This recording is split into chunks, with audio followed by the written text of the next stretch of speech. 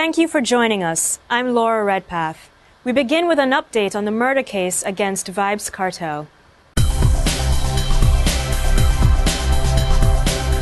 Dancehall entertainer Vybz Kartel has been remanded until October 26. Kartel, whose real name is Adidja Palmer, returned to the Corporate Area Resident Magistrates Court in relation to the murder case brought against him. His lawyers were expected to make a bail application but did not because of issues with a statement given by a witness. They are expected to apply for bail when he returns to court. Meanwhile, police sources say investigators have reasons to believe that the alleged witnesses who gave counter-statements in the murder case against Vybz Kartel did so out of fear for their lives. According to the sources, information gathered in and around the Gregory Park area of St. Catherine and the Gaza section of Waterford revealed intimidation and threats against the alleged witnesses. Public Defender Earl Witter has refused to comment on the police's claims. Meanwhile, the police say they have established a strong presence in the communities that border Gaza in Waterford and the Gregory Park area. Kartel faces charges of murder, conspiracy to murder, and illegal possession of a firearm. For reactions to Kartel's charges, log on to jamaicagleaner.com/videos.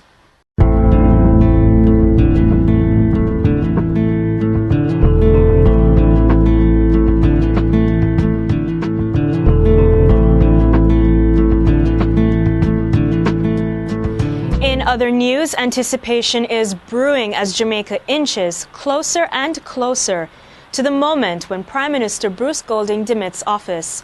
Although the actual date remains uncertain, Minister with responsibility for information Darrell Vaz has hinted that Golding could step down as Prime Minister before the Jamaica Labour Party's annual conference in November.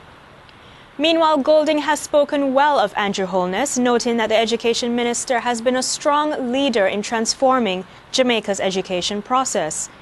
But no one has expressed pride in Holness quite like his parents did when they described their 39-year-old son as likable, calm, and brilliant.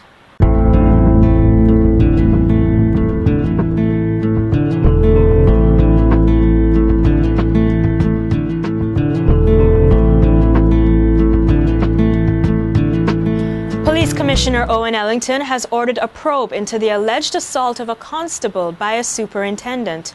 A source within the police said the constable pulled over an unmarked service vehicle in which the superintendent was a passenger. Car documents reportedly revealed the car was not licensed, at which point the constable said the driver would be ticketed. This apparently infuriated the superintendent, who allegedly ripped up the ticket before demanding that the constable hand over his firearm and report to Monique Police Station. Meanwhile, according to a police source, the superintendent has been stripped of his firearm and taken off frontline duty pending the outcome of the probe. And in multimedia this week, Jamaican students and a teacher give us their input on whether high school footballers who bleach their faces should be banned. I would recommend that the law be enforced that they should ban footballers who bleach. I would rather look at the school on a whole and ban bleaching from school. You, our readers, have been engaging each other in online discussions on our website as well as on Facebook and Twitter.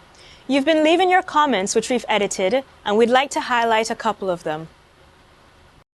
In response to witnesses in Kartel's case intimidated, Ras Alonso wrote, "Those witnesses should be protected, even if you have to send them to another Caribbean island, change their identity, or whatever else that has to be done.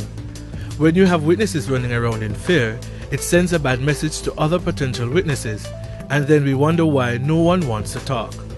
And Dane wrote, "Everyone is singing the praises of the toppled Tivoli Crazy estate, but what about the increasingly worsened state of law and order in Portmore, where people live daily in fear of their lives?"